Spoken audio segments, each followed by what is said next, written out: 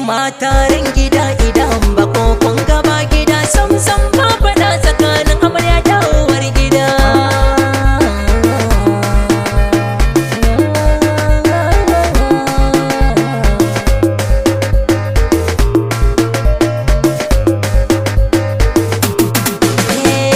Farko godiya zane yau kun jalla rabbana, domin shi ya ce mai aure sunnar nabina. Shi ne za ya kawo zuri'a mai kyau a ko'ina, don kun gane duk batuna abinda nake nufi a raina.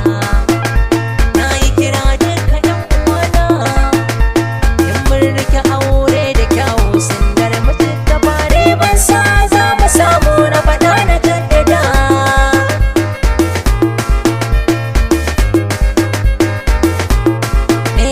Kirana zana yau gare ki ya ke uwar gida, domin kin ga ke ce babba zaman cikin gida. Sai kin yi haƙuri kin jure na faɗa, har ya kanwar ki ce ki shaida. Ko ta yi miki laifi kar ki buɗa, faɗan ku gidan ku za ku roɗa.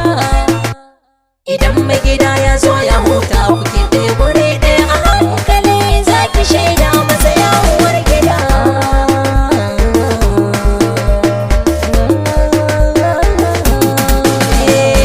Ke magani na zo gare ki amarya Zambiya, ki ɗau wadda bar iyayenki mai kyau kin jiya. Uwar gidanki yayar ki ce ba batu na kishi, ki bar ƙawayenki kar ki koya.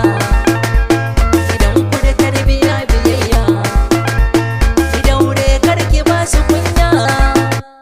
Kiyo wango na da biyayya, ki rike uwar gida kwanciyar hankalin ku kun san shi ne na mai gida.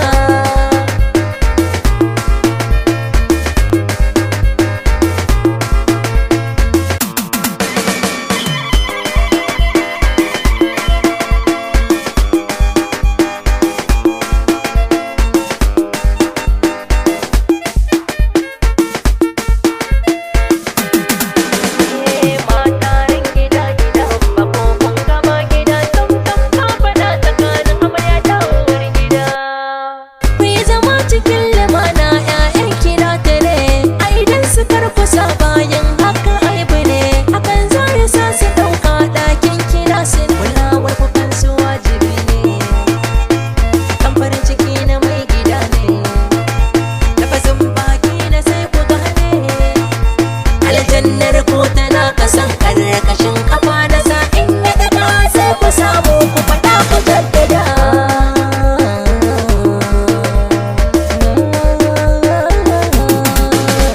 Ku kullace gida da tsafta, ɗaki tsakar gida har ban ɗaki wajibi ne.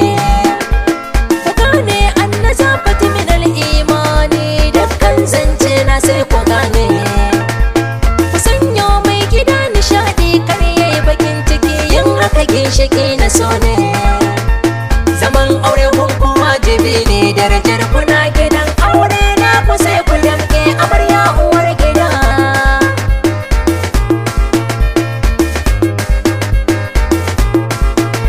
Wannan irmaka da kurkuren nan mai kawo mana furce har cikin gidanku.